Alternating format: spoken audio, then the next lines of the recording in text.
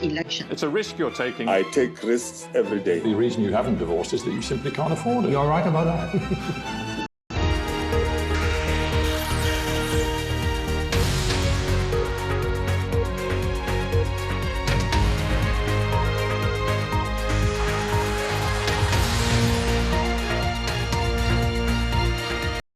In the Donbass region despite heavy shelling along the front line. Moscow claims more than 1 million people have been evacuated from Ukraine to Russia since the start of the conflict. And coming up in sport, today the latest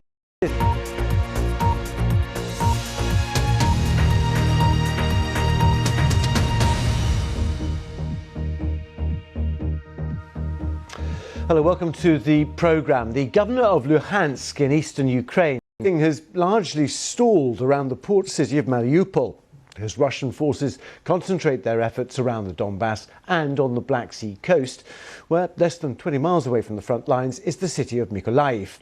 Shelled nearly daily. See if they can make the area safe. Through a suburban front yard into what remains of Valeri's sitting room, a rocket hit his home 2 days ago.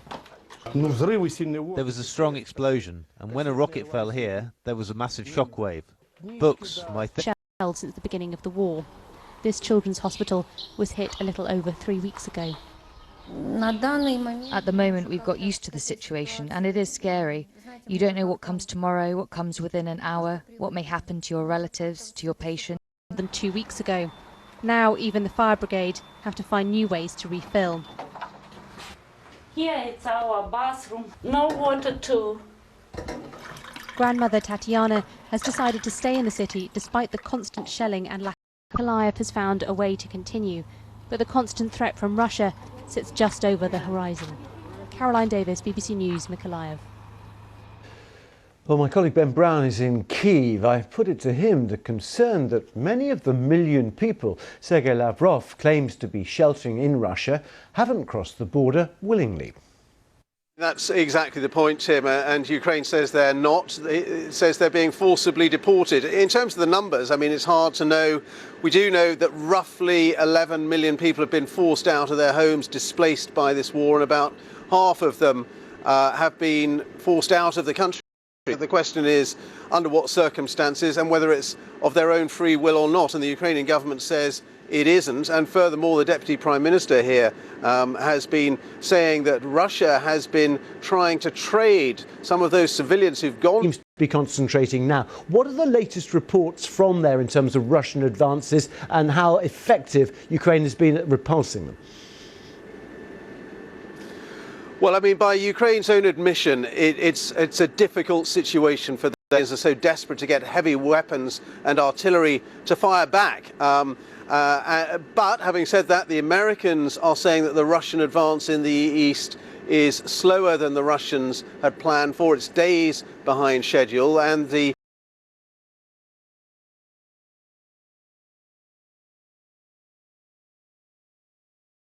originally around Kyiv, and that they have very weakened morale. So I think you get the sense that this is not going to be a quick offensive by the Russians in the east. They may want it to be, and Mr. Putin may want it to be, but it could well go on for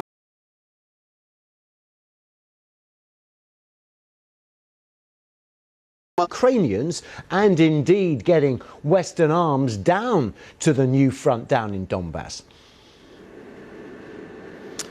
I mean, there are supply problems, and of course the Russians have been targeting supply routes, railways. He was saying to us that the Russians often are not very effective in the way that they target supply routes, but sometimes they are effective. But they try to find ways to bring in those weapons across the borders into Ukraine. And a huge promise from President Joe Biden of $33 billion worth of American aid, humanitarian, economic, and most importantly in the current situation, military assistance for this country. Ben Brown reporting there from Kyiv, the Ukrainian parliament for that port city. Certainly Odessa is one of the most important aims for Putin. I think for Putin there are 3 sacred cities in Ukraine: Sebastopol, which is currently temporarily occupied by Russia and Crimea, and Russians were planning to attack Odessa from 3 destinations: on land from Transnistria, which is occupied part of Moldova, occupied by Russians, and from the sea with a landing operation. But they failed. After this, they can't attack Odessa directly, but unfortunately, they can bombard Odessa and attack it with missiles. That's what they are doing now against our city. And also, they're using submarines now to attack Odessa and other cities in Ukraine by Caliber missiles. And yes, I just left Odessa several days ago, and tomorrow we'll come back. Can tell you that last days were quite peaceful. It was a week ago, last Saturday, when it was an Orthodox Easter Eve, and Russians attacked Odessa. And during the several missile attacks, 8 people were killed, including a family of 3-month-old girl. So it's so awful. And to do this on Orthodox Easter is something which is making this horror even more. We were talking earlier, though, about President Putin's war aims in Ukraine. It would seem that Odessa is still direction through Moldova.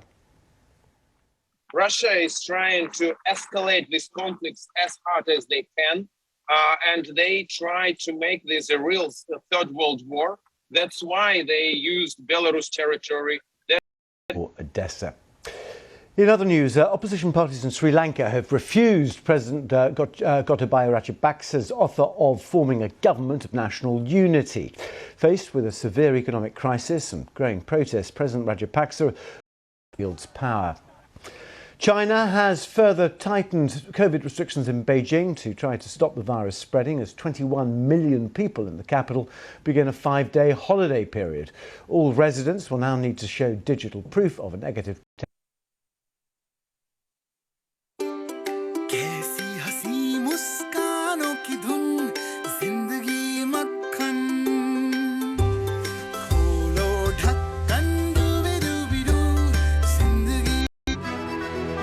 So when events move quickly, you need to make sure you have the facts, and that's where experience counts. Having a global view really makes a difference, and shining a light on stories across the world gives our viewers great writers and so many great pieces of writing. They're just a joyous piece of creative imagining.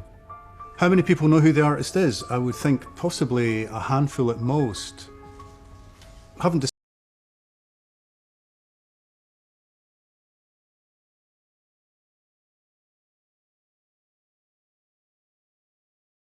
Universal entry to libraries has to have been one of our best ideas, so to see it threatened was a call to action.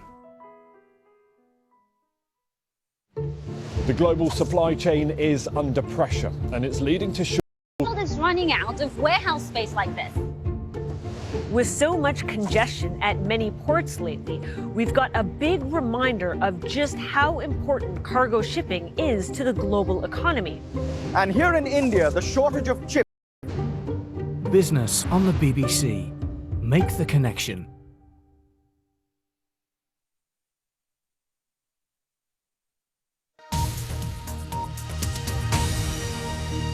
This is BBC World.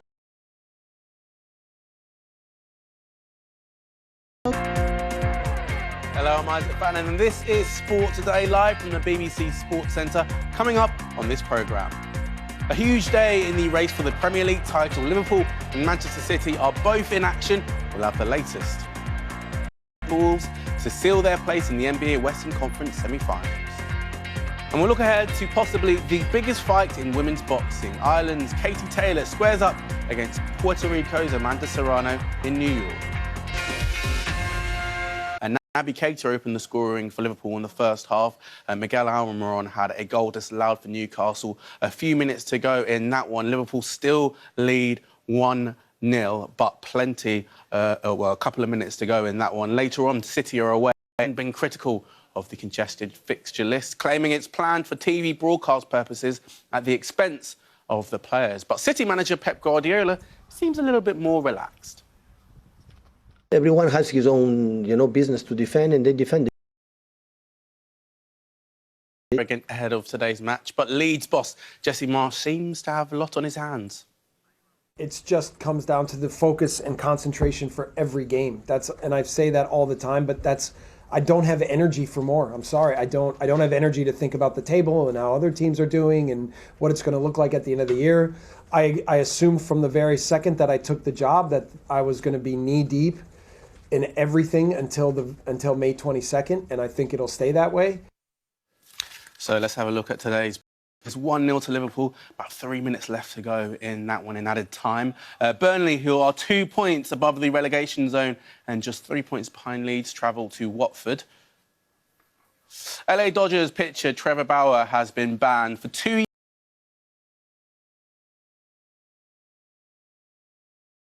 years. He says he's going to appeal the suspension.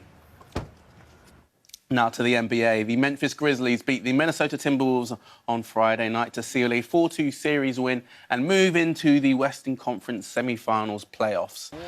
Memphis won despite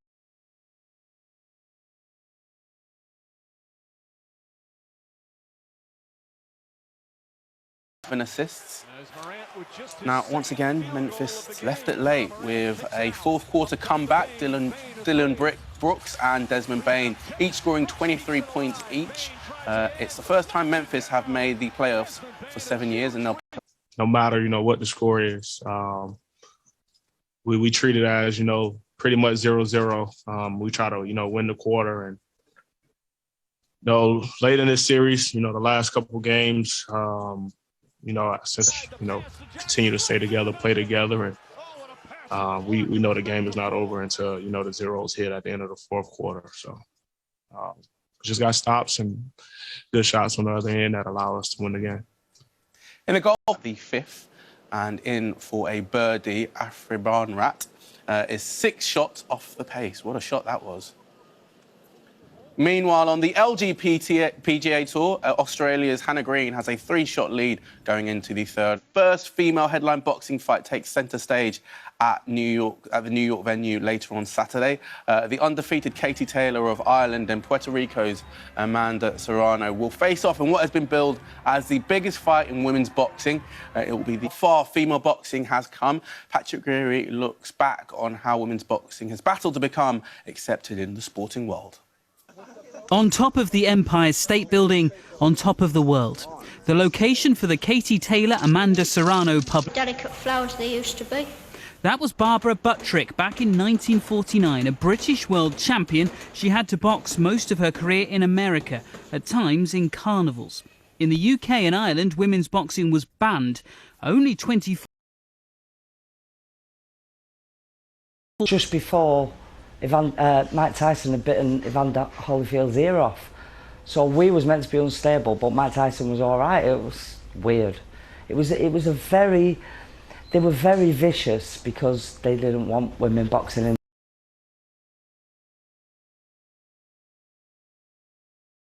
And while it's open, Taylor went professional. Her sport went big time. Promoted on American national television, hosted in boxing's most famous venue. This weekend, you'll be able to weigh the progress in gold. What they're showing is this is a business. Katie talking about female fights, male fights. Let's just talk about it as a fight. A fight they hope will be about quality as well as equality. Women's boxing has reached the top of the Empire State Building, but it's looking to the sky. Patrick Geary, BBC News. Liverpool got a huge 1-0 win over Newcastle United. They're now 2 points clear at the top of the Premier League. Next up, it's City. They take on Leeds later on. From me, Isaac Fannin, and the rest of the Sport Today team, it's goodbye for now.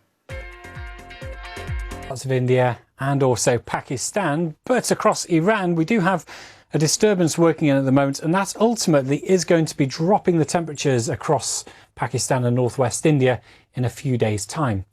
For the time being, we're going to see further showers in Uzbekistan over the next day or two. In Pakistan, the heatwave continues, temperatures peaking at 48 on Sunday, and not far behind that in northwest India, where we're expecting highs to reach 47.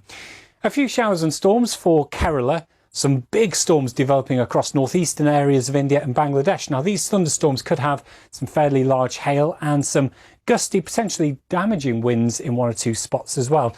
So a risk of some pretty lively downpours in Dhaka. They should ease away as we head towards the middle.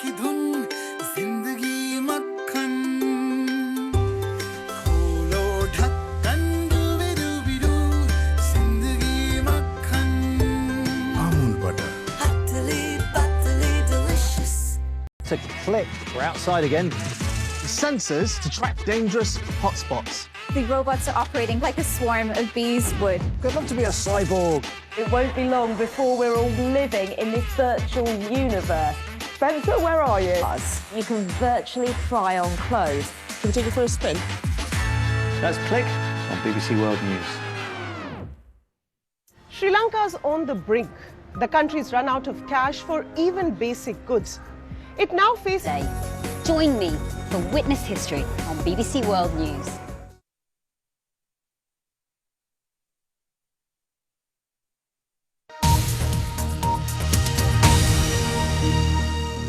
Now on BBC, some of the world's favourite holiday hotspots with the Travel Show team.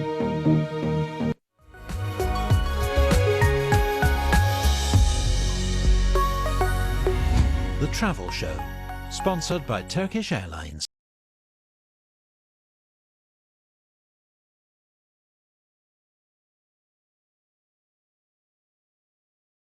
On Colombo, Coriolis heads for the finish line.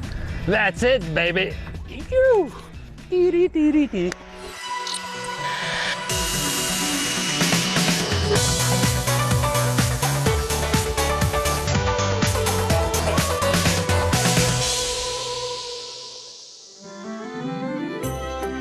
This week, I'm in Dublin, a UNESCO City of Literature that's produced a host of famous writers. From Samuel, finest pieces of literature of the 20th century. It's also notoriously difficult to read. Now, I've tried, and I must admit, I've failed too, but I am told that if you invest in it, if you flow with its stream of consciousness. And Stephen Dedalus on their journeys across Dublin. Today, there are guided tours that follow their footsteps and help readers make sense of it all. Tours for about 5 years. Men, perched on high stools by the bar, hats shoved back at the tables, calling for more bread, no charge, swilling, wolfing gobfuls of sloppy food, half-masticated gristle, no teeth to chew. The common man and woman is incredible.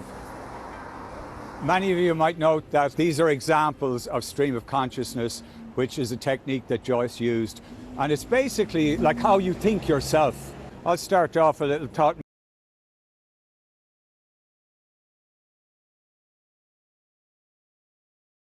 His works are all about not just Dublin life, but about life. So, what is it about this city that inspired Joyce and other great writers? To try and answer that, I've come to the old library at Trinity to see the famous long room, which is just beyond these doors. Whoa, look at this. It's known as the front room of the nation, hosting foreign dignitaries. And a nation of storytellers. Dublin itself, you'll see not just Oscar Wilde's statue or Beckett's bridge, but you'll look down and you'll see that there's an inscription of Ulysses in the pavement, in the sidewalk. It's valuable, they're most valued, they're also our most vulnerable. This is this beautiful library, as you can see, but in effect, we're in a city ring road, and all that particulate pollution from all the traffic is coming through the windows. Improve the building's environmental controls and help protect the collection. During the project, every single one of these books will be cleaned, catalogued, and moved off-site. Surface cleaned, and Clodagh's using what we call a smoke sponge. You can see the kind of muck that we get off, and then a very fine brush to make sure no debris is left. So over here, this book had some repair will happen now, just to prevent that from extending through use. So yeah, so researchers who are going to be reading this a lot, they're going to be turning pages, which leads to wear and tear. That's right. So in our treatment, we have that in mind, and what we're looking to do is to stabilise the item. We can't leave this collection just sitting on the shelf as some kind of backdrop. It's an incredibly valuable resource. It's telling us about our past. It needs. The collection here at Trinity College Dublin is due to close sometime next year. But even if you don't make it in time, there's plenty to do and see around this city. Around 70 women, and even offers genealogy appointments to help tourists explore their own family history. For a refreshment, you could stop off at the country's most visited tourist attraction, the Guinness Storehouse, which produces 8...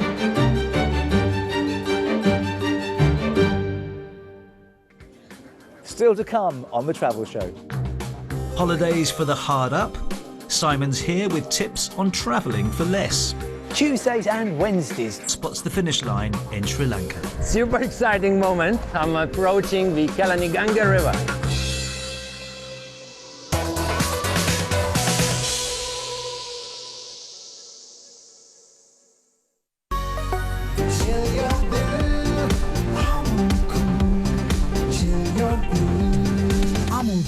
Chill your dill. 300 million years ago, there was no Africa, Asia, Americas, or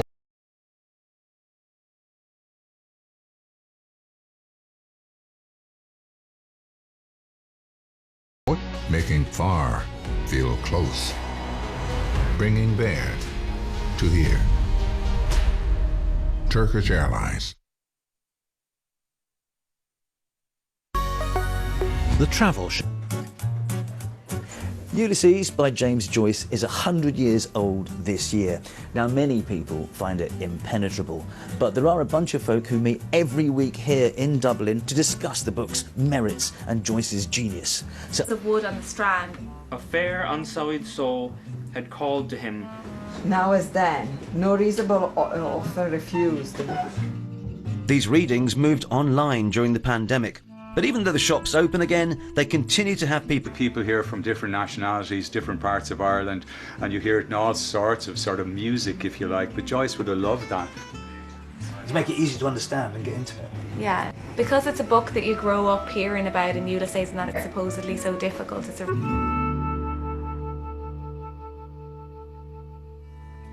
Hello and welcome to this month's guide. Those cold winter months are almost over here in the UK, but of course events elsewhere, we're all feeling the pinch, and look ahead to what the effects might be in the next few months. The most obvious impact on aviation is the closure of large results. Some airlines are routing flights north of Russia. For example, Finnair is sending some flights to Japan directly over the North Pole. Others are routing them south of Ukraine, though this can add thousands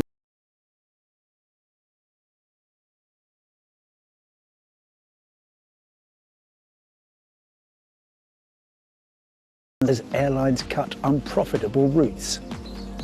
And with all that happening, I wanted to offer a ray of light for people who still want to get away.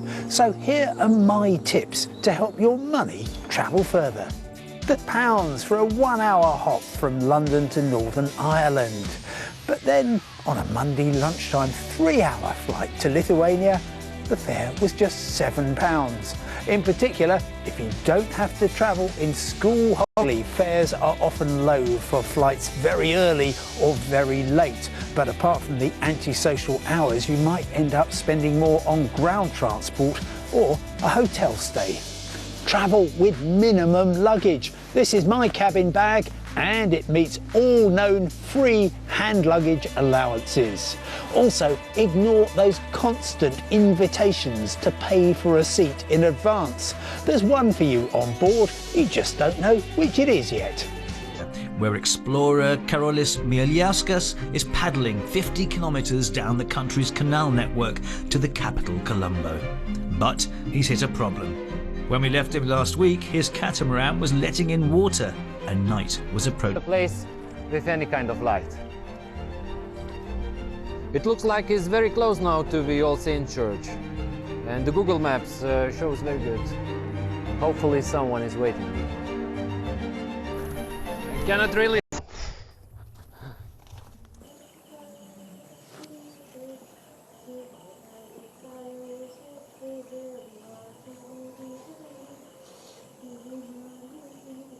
Hey! Hey, looks like have a look.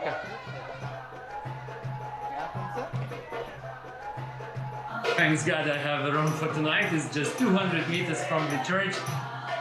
And yeah, very long day. But thank you for today.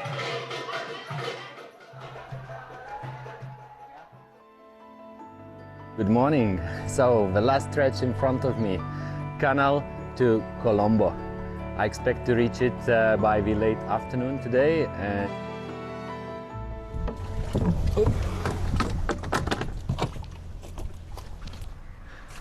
may I have one? Yeah, to drink?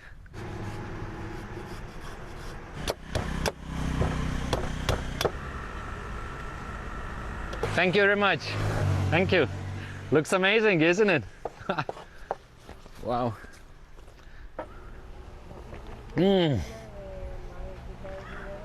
So sweet. Woo! Enough, the canal water becomes more polluted. Unfortunately, most of its litter will end up in the sea.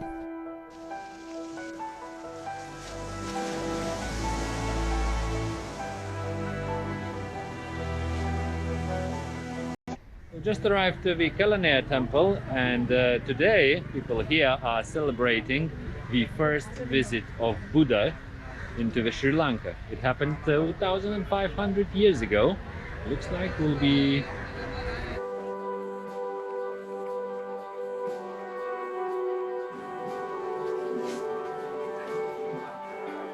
Over 3 days I have paddled more than 50 kilometers to get to this dazzling celebration in Sri Lanka's capital.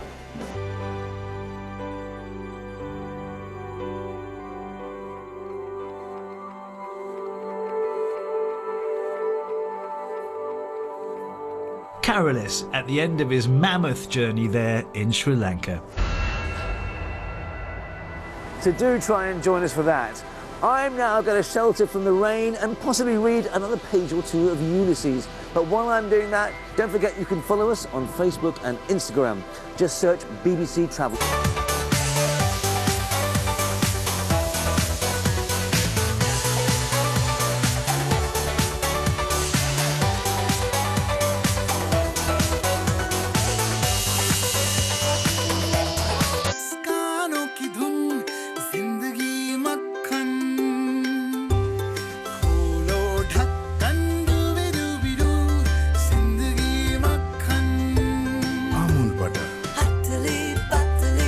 Rather greater chance of seeing some tornadoes on into Sunday across parts of northern Texas.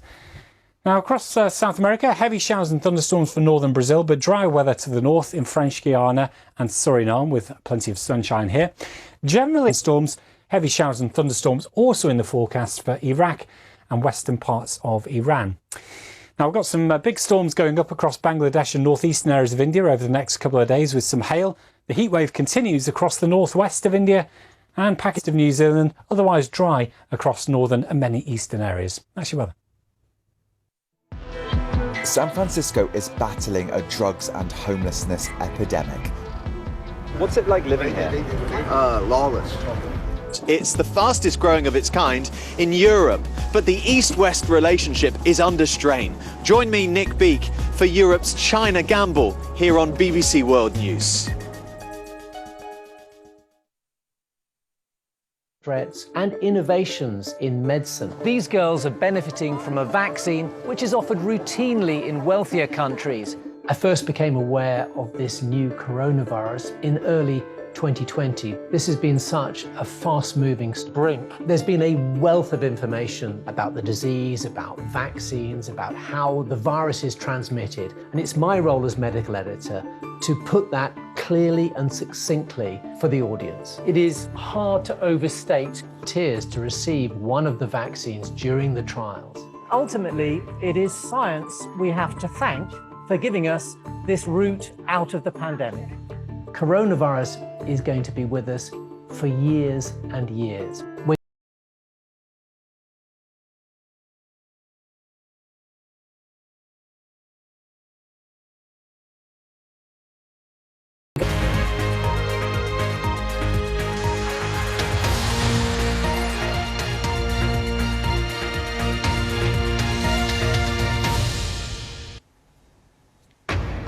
watching BBC World News. Our top story. Russian forces continue to shell targets across the region but haven't been able to breach Ukrainian defensive positions. Two neighbouring regions, Donetsk and Kharkiv, are also the focus of Russia's renewed offensive in the east. Earlier, the Russian Foreign Minister, Mykolaiv, shelled nearly daily and without running water. Many of its residents have fled, but not all of them, as our correspondent Caroline Davis has been finding out. Bird song in Mykolaiv. Spring has a section of an unexploded bomb from a driveway. The city is less than 20 miles from the front line and has been heavily shelled since the beginning of the war. This children's hospital was hit a little over 3 weeks ago. At the moment, we've got used to the situation. Grandmother Tatiana has decided to stay in the city despite the constant shelling and lack of water. It's not easy, but what we can do. I was trying to join the army, but they say that you are a little bit too old and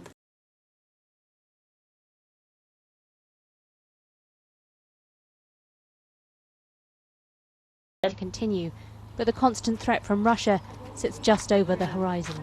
Caroline Davis, BBC News, Mykolaiv.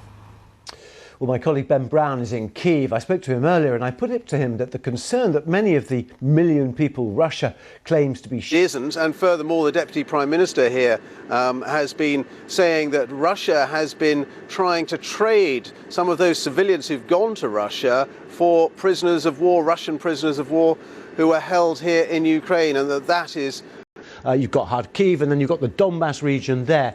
That is where the focus of the fighting seems to be concentrating now. What are the latest reports from there in terms of Russian advances and how effective Ukraine has been at repulsing them? They'd given up, of course, weeks ago the battle for this city, for Kyiv, and focused very much on the Donbass region, and that is why the Ukrainians are so desperate to get heavy weapons and artillery to fire back. But having said that, the Americans are saying that the Russian advance in the east is slower than the Russians had planned for. It's days behind schedule, and the UK Ministry of Defence is saying that the Russian forces there are sort of being patched up and made up of depleted units and disparate units from elsewhere. Some of them that were originally around Kyiv, and that this is not going to be a quick offensive by the Russians in the east. They may want it to be, and Mr. Putin may want it to be, but it could well go on for months or even years. When the invasion began February the 24th, there were problems with the supply lines for Russian forces. Here in Kyiv, Tim, are incredibly grateful and thankful for the weapon supplies they are getting from the West. A real increase, a surge in weapons they've seen in recent days. That promise, for example, from Germany to send in heavy weapons here for the first time, and that huge promise from President Joe Biden of $33 billion worth of American aid, humanitarian, economic, and most importantly in the current situation, military assistance for this country. Ben Brown of Changsha. Rescuers pulled 5 out of the rubble alive on Saturday morning after working through the night to shift the debris. The building housed a small cinema and guest house. It's unclear why the structure suddenly caved in, and the building's owner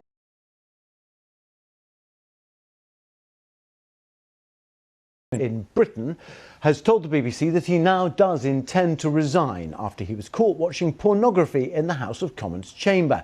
Neil Parish said it had been a moment of total madness and initially accidental, as he'd been watching footage of a disturbance working in at the moment, and that ultimately is going to be dropping the temperatures across Pakistan and northwest India in a few days' time. For the time being, we're going to see further showers and thunderstorms building across the Maldives. 1 or 2 showers and thunderstorms for this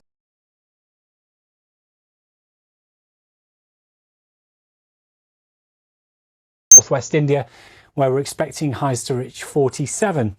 A few showers and storms for Kerala. Some big storms developing across northeastern areas of India and Bangladesh. Now, these thunderstorms could have some fairly large hail and some gusty, potentially damp. On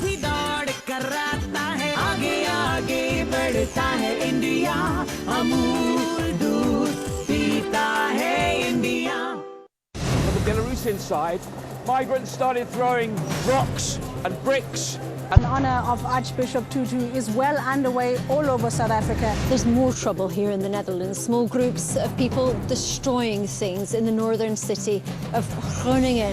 The clashes are taking place just a few hundred meters away from where I'm standing.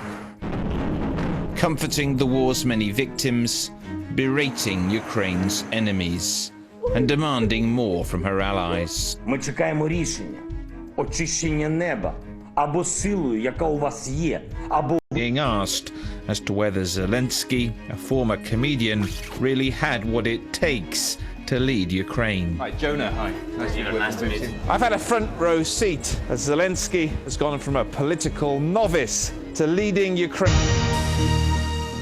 Sri Lanka's grappling with its worst economic crisis since independence more than 70 years ago, with people from every strata of society seeing their livelihoods destroyed and many thousands taking to the streets to protest. Now on BBC World News, Rajini Ved... Where tensions are rising. Millions living through an economic nightmare. 1 kilo used to be about 100 rupees and now it's 200 rupees a kilo. So that's doubled. Doubled, yeah. Okay, there may be a situation where we won't be able to save the patient. The ruling family blamed for this mess, refusing to go. The result, a mass movement Sri Lanka's never seen. You can see the unity of the people. Chanting for change. Sri Lankans are on the streets, demanding their president, Gotabaya Rajapaksa, known as Gota, step down, rising prices and daily power cuts. I have never joined a protest before because I've led a privileged life. So this is the first time even people like I have been affected with over 10 hours of power cuts. None of us have ever seen their creed, their religion. They have just stood up and said, no, go home. This is our country, our democracy. Thousands of people have gathered at this protest in the Sri Lankan capital, Colombo, and across the nation. People have been demonstrating. In everyone I've spoken to here blames the president, Gotabaya Rajapaksa. The face of a once popular leader, loathed by protesters, who blame him for corruption and mismanagement. Signs of a nation ready for change. And behind every one is a story of struggle. You're a young family. How is this crisis affecting you? It's massive. It's affecting us a lot. And then I was courageous enough to start my own startup. So it was a tech startup. But for almost 2 years, I've been paying my staff and I'm running out of capital. And it's purely not because of my failure, it's because of the failure of the government. So I think it's... Protest. We see close up how this crisis is changing the island. Long lines as people wait to fill up on fuel. Soldiers guarding the pumps. It's a scene repeated across the island, including in the southern tourist town of Dangal.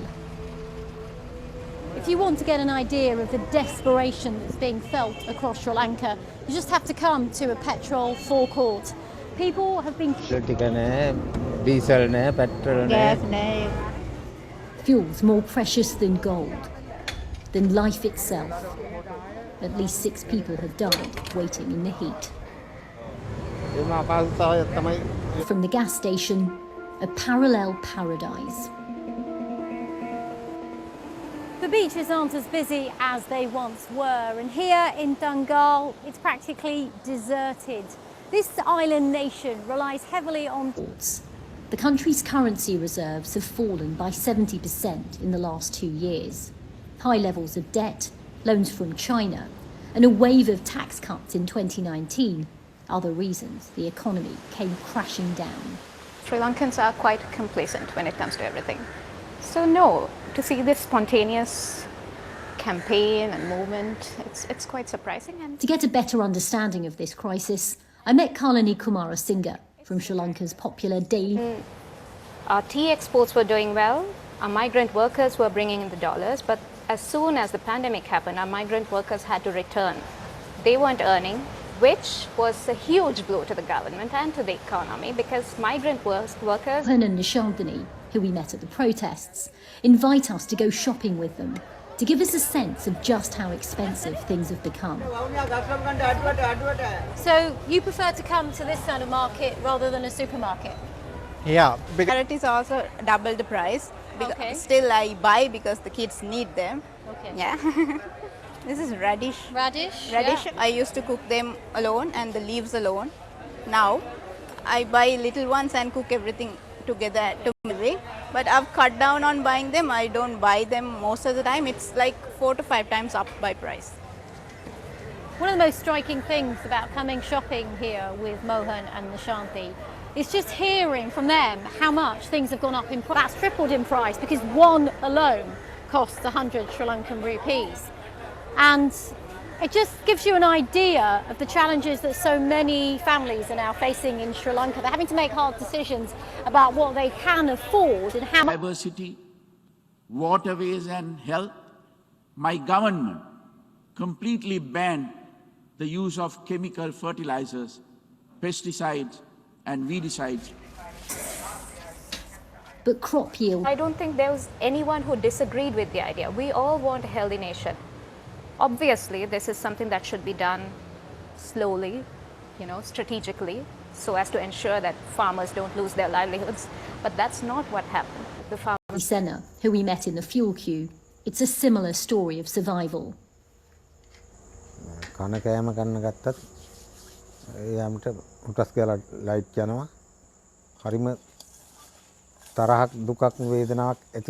Sri Lankans. A short while ago, the power went and it won't come back for several hours. And families across the country are having to contend with these regular power cuts, including Kusamavati, who's had to cook by kerosene light, and they're going to have dinner by kerosene light as well.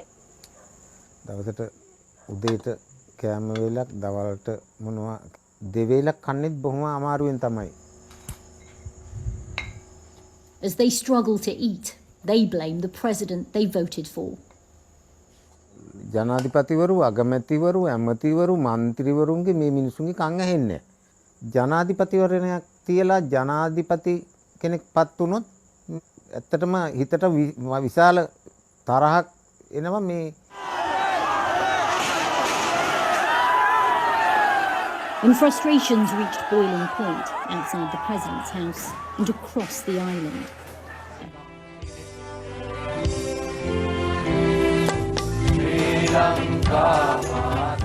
Part of a political dynasty which has ruled this island with an iron grip, the president now admits he's made mistakes and is promising to rectify. Baby Afia is being treated at the largest children's hospital. Staff here and across the country are running out of life-saving drugs and equipment. Sri Lanka imports most of its medical supplies. If the dollars don't come in soon, country we might end up in a very difficult situation. This is a very stressful period. Health officials at this hospital agreed to speak to us, but I've spoken to many doctors across Sri Lanka. Scarcity, with no clear end in sight. Medical unions are appealing to the world for help. We need supply to come in whatever the form, whether it is from any other country, the government procurement, or if it is I'm afraid to say there may be a situation where we won't be able to save the patient life or limb. These are dark times for Sri Lankans. Families like Mohan and Nishantani's fear. Survive each day. One day at a time. One day at a time. Even a few months ago, it would have been hard to imagine scenes like these in Sri Lanka. People are protesting, even right now in the pouring rain. It just gives you a sign of the resolve and the determination that so many people from so many backgrounds have.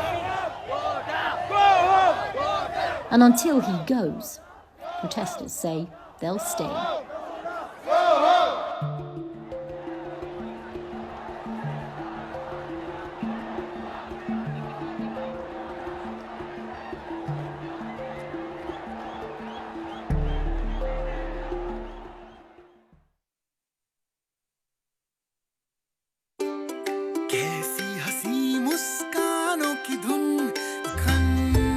Amul butter.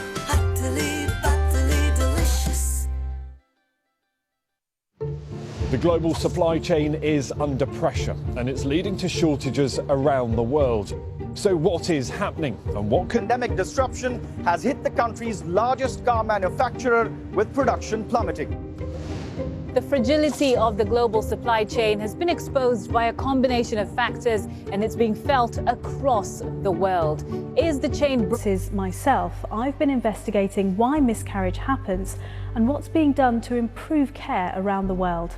Join me, Tulip Mazumdar, here on BBC World News. Sri Lanka's on the brink. The country's run out of cash for even basic...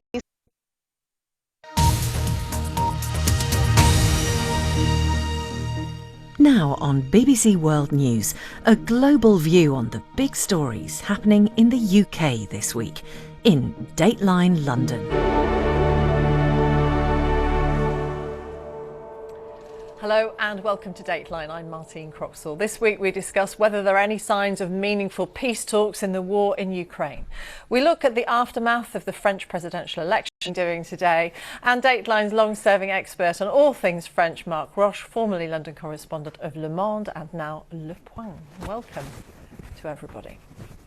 The United Nations boss has had talks this week with Presidents Putin and Zelensky achieved. Mina, you watch all of this very closely for your readers and interpret it, contextualise it. What have you been telling them? Well, the last few days, as you said, of diplomacy have been important to at least maintain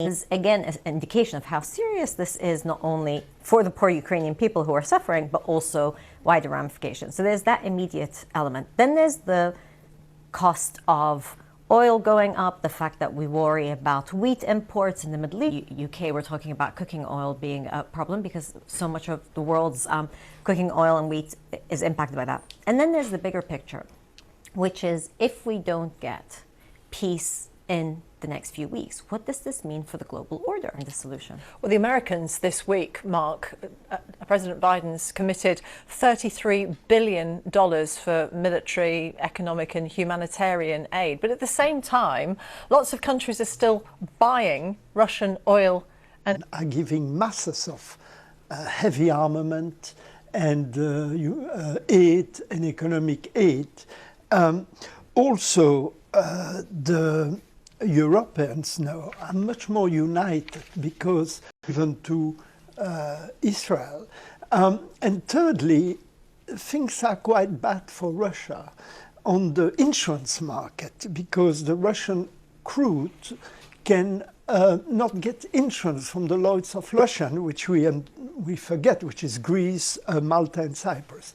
So that's an advantage for Putin. And then there's a big question about the effect of inflation and cost of living. Rubles, some people say they won't, so they've actually managed to put a crack in that. The sanctions are, very damaging to the Russian economy. You could see output fall 15-20% there. But I don't think enough. Hopefully in 6 to 9 months, maybe a year, we'll get some resolution and everything will go back to normal. But I think the reality is that it will never again in our lifetime be considered to be acceptable strategically or politically to be that reliant on Russia. And need to transition. There was a lot of pressure, particularly from the United States, to stop investing in hydrocarbon markets, to stop investing in oil development and so forth and exploration. And so you had everybody on the back foot, and then this crisis happened. So if anything, how far dare leaders go in their support of Ukraine without incurring the wrath of the Kremlin? I think there's only one language Putin understands, it's strength. Because if you give away on anything to Putin, he will take... It was seen as a victory. Everyone's really saying, plucky Ukrainians, let's give them some arms. What happens, talking to Jeremy Bowen, our foreign correspondent who's out there, saying, what happens if Russia starts winning in the East? Are you going to keep pushing arms military into... Formally disposed towards NATO until this crisis? Well, absolutely. And in fact, during the campaign, he said against Marine Le Pen, who wanted to get out of the military command, he said we have to reinforce NATO. 42% was unprecedented and still a victory for her party. So, Mark, France is clearly divided. What does Emmanuel Macron do about that? I think France has never been so divided. It's generational, which is not favourable to him, which is the centre-left. He's basically a right-wing politician who believes in deregulation, in increasing retirement, etc. And suddenly he's there. And that will mean that he will have to... That makes things, whether you're the French president, the American president, lots of different leaders around the world find this, it's much harder to get your policies through. And that's the big question that's waiting now. In a few weeks' time, will the French electorate go out and do what they usually do, which is for Macron, at which point he will be suffering throughout to try to implement any of his policies. And one of the issues is, and as an outsider and people looking towards France, is this idea that Marine Le Pen was able to get the percentage of votes above 40% was shocking. And so the question is, what is the long-term ramifications for France, but also the fact that the traditional parties, as we know them, have now gone. And so I think in countries like, for the example, in the UK, where it's always, it has to be the Conservatives or Labour. That by now. And if you like, that is a national asset, that shareholding. So the public in some way have paid for that. I think it's very interesting, and you know, we're talking about local elections, and we've got some coming up in the UK, which I think we may talk about.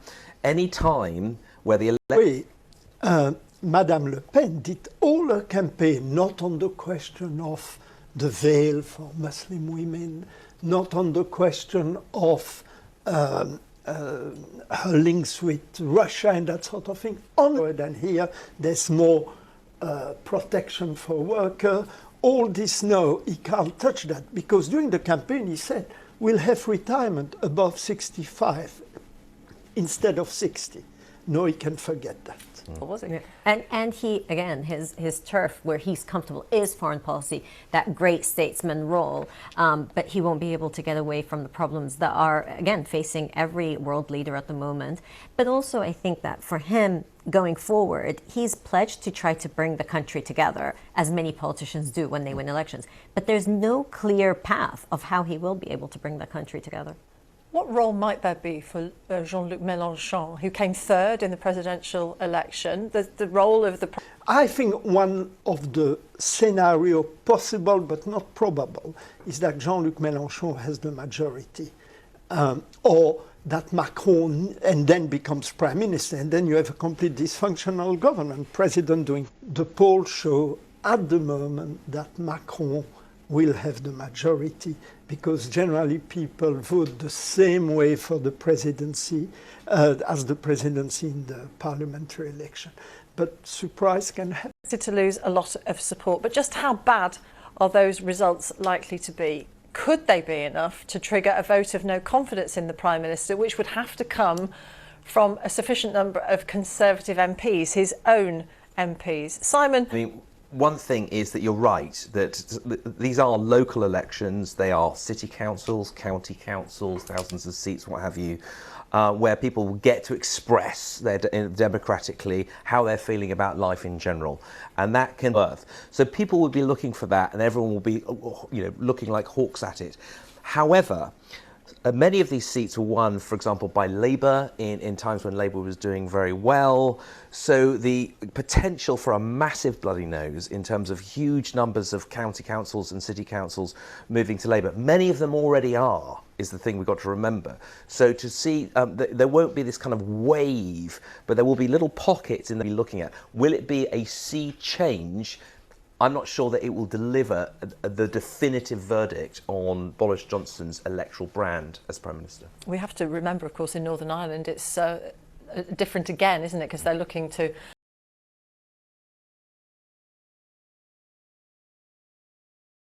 with business, and he's had a lot of praise from Volodymyr Zelensky over the support that the UK has given to Ukraine. He's quite popular in the Ukraine for sure. The way they look at him in the Gulf really is trying to understand if he will laugh it's from that rather than Boris Johnson himself delivering it. On the contrary, if you had, I believe, a stronger prime minister, the ties would actually be quite strong because of the absence of the US at the moment when it comes to the Gulf. So in some ways, he could do better. Are looking to the UK because of traditional ties with India, rather than Boris Johnson himself really furthering much of these relationships. What's important, though, is again for the local elections, abroad, the way people see this is that, what does this mean for the government? Have absolutely nothing to do with fixing these national problems, Mark, at all. But that's what people will choose to vote on next Thursday in some cases. Well, local elections are, as Simon said, very often a protest vote on national issues. A very good thing with Ukraine, the Foreign Secretary, Liz Truss, well, before these people were really not considered. No, they are really considered and taken very seriously. The problem is that he has to... You talk about us not talking much about Brexit. I think people have been sort of cagey because they think that, that ship has sailed, and maybe... But there's emerging evidence that trade as a percentage of the UK's economy has fallen. Okay, here they were supposed to have these border checks so they could check stuff coming in the same way they check going out. They've decided after many years and lots of millions of pounds of investment on these border posts, they're saying, actually, you know what, given what's going on in the world, we're not going to bother. So it's not, the question will be, and you made that point, Martin, which is basically, do people blame their local councillor, who may be Conservative, for the fact that global oil and gas prices have hit historic levels and are doing so all around the globe? Or do they want their bins collected a bit more often? That will be some of those issues will be interesting. And those councils that have got to provide those local services, like your bins being emptied, social services, education in some cases, they're struggling for money too. Price cap for retail customers. That doesn't exist for government offices, for businesses, what have you. So if you are running social housing projects where you have to keep the heating on, you're running social care homes, the economics of that are disastrous at the moment. And I think that's where, those are the kind of services where people feel that the energy crisis and what's going on actually hits their life. And whether they blame their local councillors, whether they blame Boris Johnson, or whether they blame Vladimir Putin. People do blame the war in Ukraine or global developments, but they'll want to say, well, actually, but in the past year or two, we no longer trust the Conservatives in the way that we did before. And that actually shows much more in local politics than on the national level. So it'll be interesting to see if people are... Yeah, because I couldn't visit my mother in right, a care home whilst you were blah, blah, blah. So if there's a way to get it national, out, that's... And the other question is, of course, where is Labour? I mean, if you had a really strong opposition party, I don't know how this government... Join us again next week, same time, same place. Goodbye.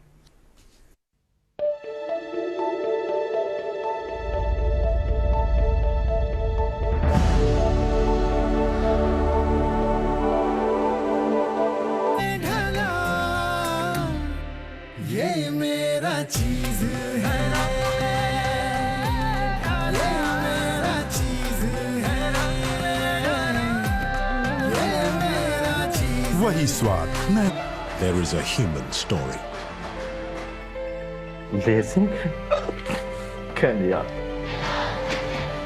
This is our world. Put your hands on the car. I just seen the cops kill somebody. They were treating me as if I've got to accept where I'm at and not let it get me down. Our mind and the unity we have. That's the powerful things in the world. Our world. This weekend on BBC World News. Hello, I'm Ross Atkins with Outside Source. This is the extraordinary story of climate change. Vaccines, Europe, the Taliban, Ukraine. Symbolically, it's very important. Let's take this stage by stage. Here's the BBC's Stephen McDonald in Beijing. The West is stepping all part of the same story. Piece the story together with Ross Atkins. Outside Source on BBC World News.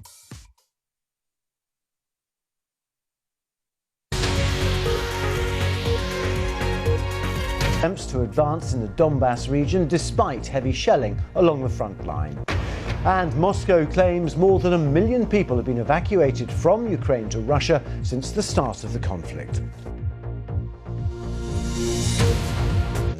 Two neighbouring regions, Donetsk and Kharkiv, are also the focus of Russia's renewed offensive in the east. Earlier, the Russian Foreign Minister Sergei Lavrov said more than 1 million people have been evacuated from Ukraine to Russia since the invasion began. Have now fled, but not all. Our correspondent Caroline Davis has been speaking to some of them. bird song in Mykolaiv. Spring has arrived, but there's little sign of a new beginning. So we're in the south of the city at the moment. Strong explosion, and when a rocket fell here, there was a massive shockwave. Books, my things, everything is damaged. The unit moved from home to home, removing a rocket from a front room and a section of an unexploded bomb from a driveway. The city is less than 20. You don't know what comes tomorrow, what comes within an hour, what may happen to your relatives, to your patients. In the premature babies ward, care continues. The windows have been blocked and the unit have relocated into the centre of the building. Here it's our bathroom, no water too. Grandmother Tatiana has decided to stay in the city despite the constant shelling and lack of water. It's not easy, but what we can do. I was trying to join the army, but they say that... Living on the edge of the battle, Mykolaiv has found a way to continue, but the constant threat from Russia sits just over the horizon. Caroline Davis, BBC News, Mykolaiv. Well, my colleague Ben Brown is in Kyiv. I spoke to him earlier, and I put him the concern. Half of them have been forced out of the country, out of Ukraine as refugees.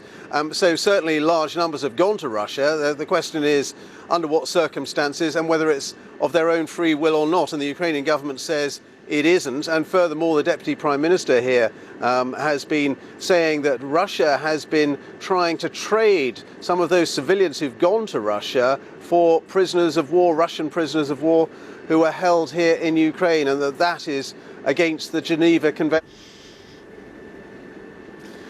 Well, I mean, by Ukraine's own admission, it's a difficult situation for their troops there, frankly. They're in trenches, they're in bunkers, they're well dug in, but they are being pounded by Russian artillery, mortars, bombs. So desperate to get heavy weapons and artillery to fire back. But having said that, the Americans are saying that the Russian advance in the east is slower than the Russians had planned for. It's days behind schedule, so I think you get the sense that this is not going to be a quick offensive by the Russians in the east. They may want it to be, and Mr. Putin may want it to be, but it could well go on for months or even years. Ben Brown in Kyiv. Well, here in the UK, Neil Parish is being investigated for viewing the explicit content on his phone. Here he is speaking about that incident to the South West political editor. I thought that I could explain to the Standards Committee what happened, and it would have been worth explaining. Was that funnily enough, it was tractors that I was looking at, and so I did get into another website that had a sort of very similar name, and I watched it for a bit, which I shouldn't have done.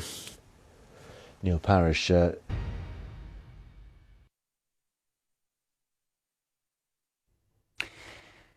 Hello there. The heat wave is set to continue for a little while yet across northwestern parts of India and also Pakistan. But across Iran, we do get about 50 millimetres of rain from the heaviest of those storms. Otherwise, a lot of dry weather for India. The northeast, though, will see some big showers and thunderstorms later in the day. Now, looking at the weather picture a little bit further northwards and westwards, we'll start to see rather more large hail and some gusty, potentially damaging winds in one or two spots as well. So a risk of some pretty lively downpours in Dhaka. They should ease away as we head towards the middle and latter part of the week. Looking at the weather picture in Tashkent, unsettled here.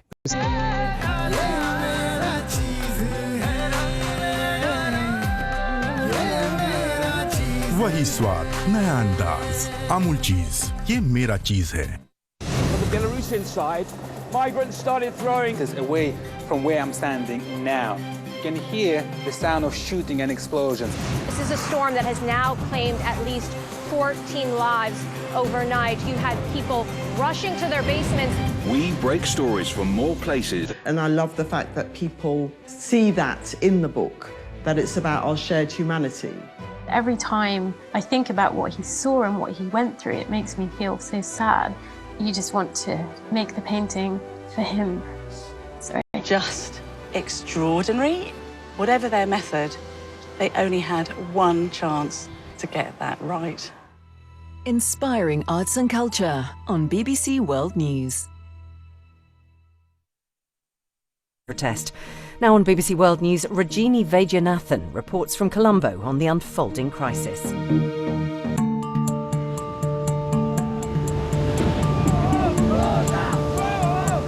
An island paradise. through an economic nightmare. 1 kilo used to be about 100 rupees and now it's 200 rupees a kilo. So that's doubled. Double, yeah. If you want to get an idea of the desperation that's being felt across Sri Lanka, you just have to come to a petrol forecourt. Family blamed for this mess, refusing to go. The result, a mass movement Sri Lanka's never seen. You can see the unity of the people. You can see the unity of the Sri Lankans. Fed up with fuel shortages, rising prices, and daily power cuts. I have never joined a protest before because I've led a privileged life.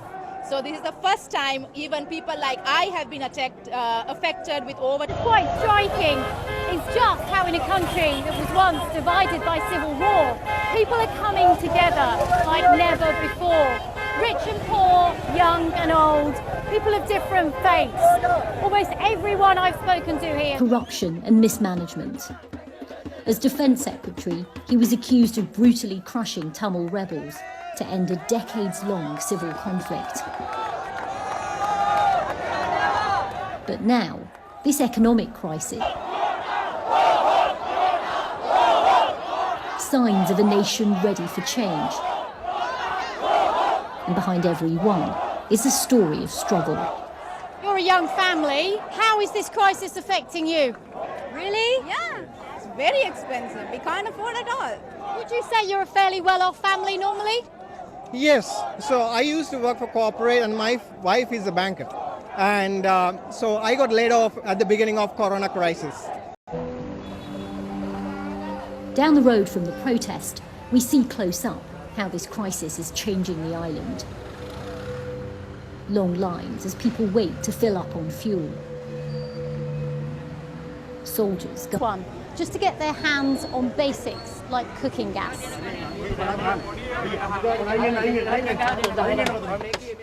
In the queue, we meet Siri Sena, a rickshaw driver who's struggling to get work. At least 6 people have died waiting in the heat.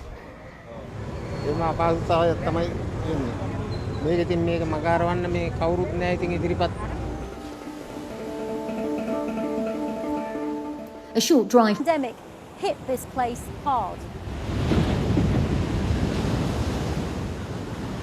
Fewer tourists means fewer dollars spent here.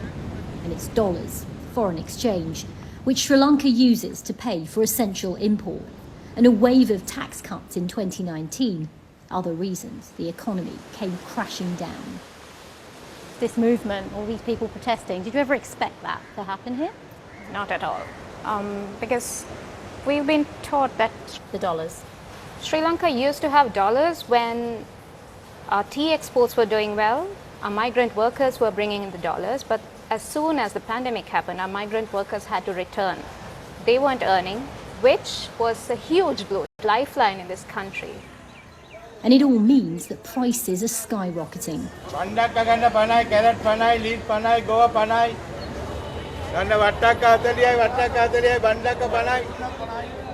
Back in Colombo, we can have some level of control. How much was this a year ago? Cabbage used to be about 100 rupees a kilo and now it has gone up to 200 rupees. Okay, so that's doubled. You've got carrots in here, staple for every meal. Yes. How much have these gone up by? Carrot every week those days. It's one of my Really? favorites. Oh. I eat them every week. But I've cut down on buying them. I don't buy them most of the time. It's like 4 to 5 times up by price. One of the most striking things about coming shopping here with Mohan and the Shanti counter at the market, you've got these small red apples here, which a year ago would cost 100 rupees for 3. Now that's tripled in price because one alone costs 100 Sri Lankan. So soared in price. At this store, they're unloading bags of what's become another precious commodity, thanks to a failed experiment in organic farming. In 2021, President Rajapaksa banned the import of chemical fertilizers to import more. Was that a noble idea, trying to switch to organic farming? In principle, I don't think there was anyone who disagreed with the idea. We all want a healthy nation. Obviously, this is something that should be done. Back with Siri Sena, who we met in the fuel queue, it's a similar story of survival. කන කෑම කන්න ගත්තත් යාමට උටස් ගාලා light යනවා. හරිම ළමයි. As they struggle to eat, they blame the president they voted for. ජනාධිපතිවරු, අගමැතිවරු, ඇමතිවරු, මන්ත්‍රීවරුන්ගේ මේ මිනිසුන්ගේ කන් ඇහෙන්නේ. ජනාධිපතිවරණයක්. While others were injured as police opened fire. Authorities have arrested dozens. Protesters accuse the president of cracking down on dissent. He's clinging on. But it's hard for Sri Lanka to recover. Baby Afia is being treated at the largest children's hospital. Staff here and across the country are running out. What could happen if the dollars don't bring these things to the country? We might end up in a very difficult situation. This is a very stressful period. Health officials at this hospital agreed to speak to us, but if it's done soon, Sri Lanka will face a medical catastrophe. This is a crisis of scarcity, with no clear end in sight. Medical unions are appealing to the world for help. We need the country, the government procurement, or if it is an individual donation. So if this situation continues, there will be a day in the near future, maybe a couple of weeks or 1 month. I'm afraid to say there may be a situation where we won't be able. Their education, the cost of living, everything is going high and getting worse day by day. So trying to, survive each day. People are protesting, even right now in the pouring rain. It just gives you a sign of the resolve and the determination that so many people from so many backgrounds have. And until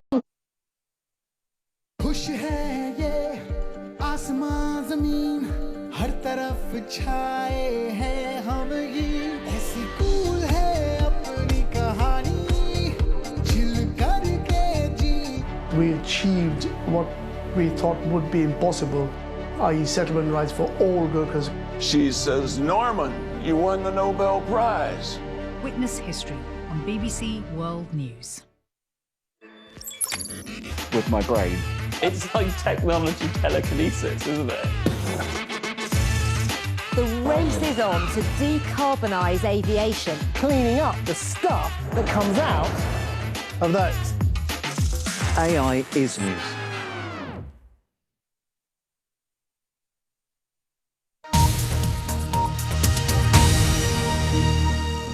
As we race towards a global population of 9, then 10 billion, how can we produce enough food, given that... If you are injecting, you're going to want to make sure you clean the site, make sure it's disinfected, and then our tourniquets. There will be some people who'll be looking at all of this and say, rather than harm reduction, you're encouraging people. You said she was concerned about her kids. Is that something that you think about when you're giving people syringes? If there are syringes in the streets, then perhaps we should be providing more shelter beds, more shelters, affordable housing, more biocontainers available on the streets for people. Right.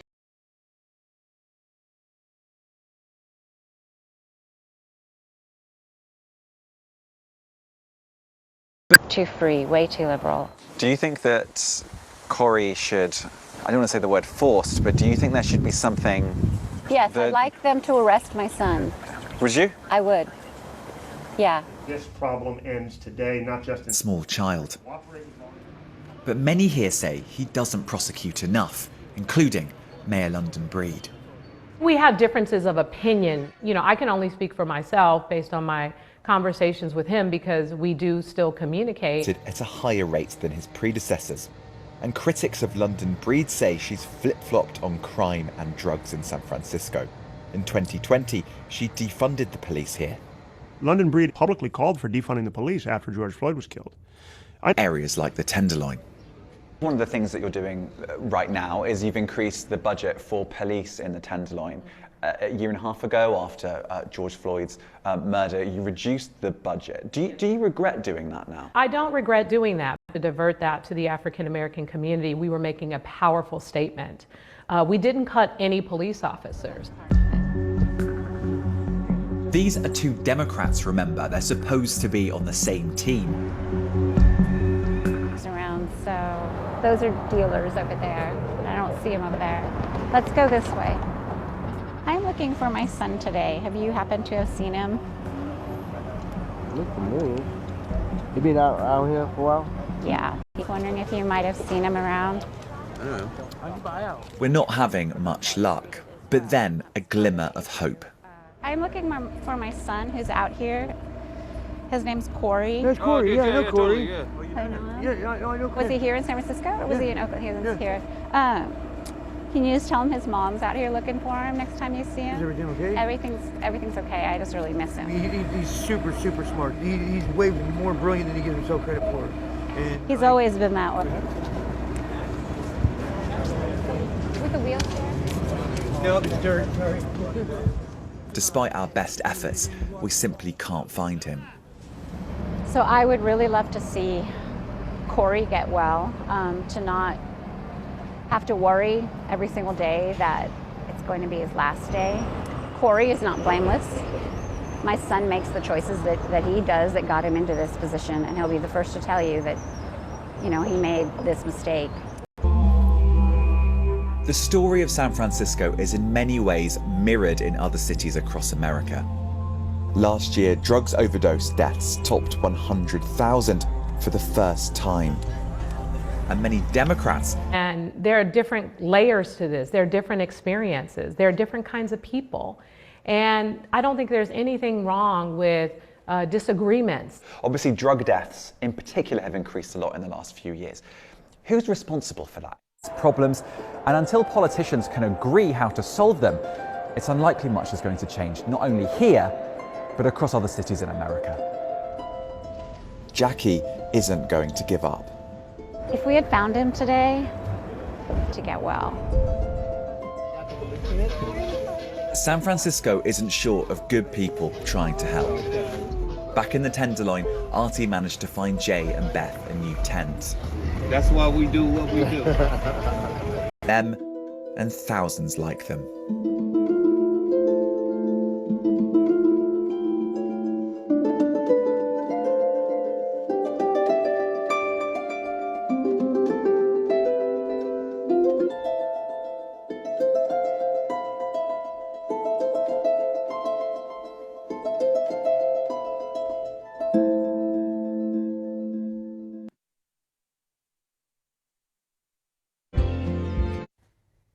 Hello there. It looks like conditions will be dry this weekend across much of southeast Australia. That weather front is clearing through, moving across the Tasman Sea, but it will be impacting the south-west coast of New Zealand's South Island on Sunday. Some pretty heavy rainfall there. So wet weather affecting southern China, around the Hong Kong region. That stubborn weather front will persist into the start of next week as well. Heatwave conditions continue across northern India into parts of Pakistan, though the temperatures will be easing over the next few days. A lot of dry and settled northeast Argentina, and will also bring a drop in temperature to the heatwave there in Paraguay.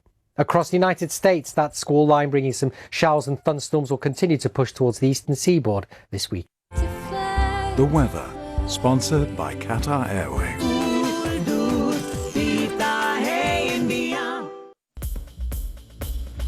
Life everywhere is under threat.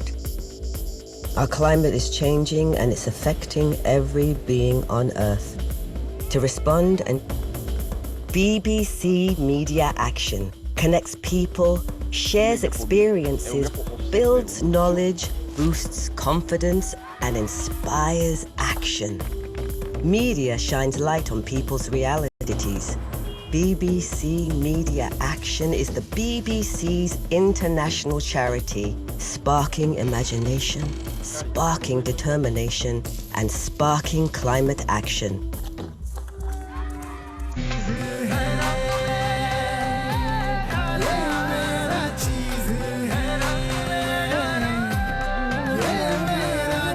वही स्वाद नया अंदाज अमूल चीज ये मेरा चीज है. Singapore's the home for BBC Newsday. Located in Asia, but connected globally. To the east, the sun is rising. To the west, it's setting. But whether it's good night or good morning, we're in the midst of another day. Which means you're never behind.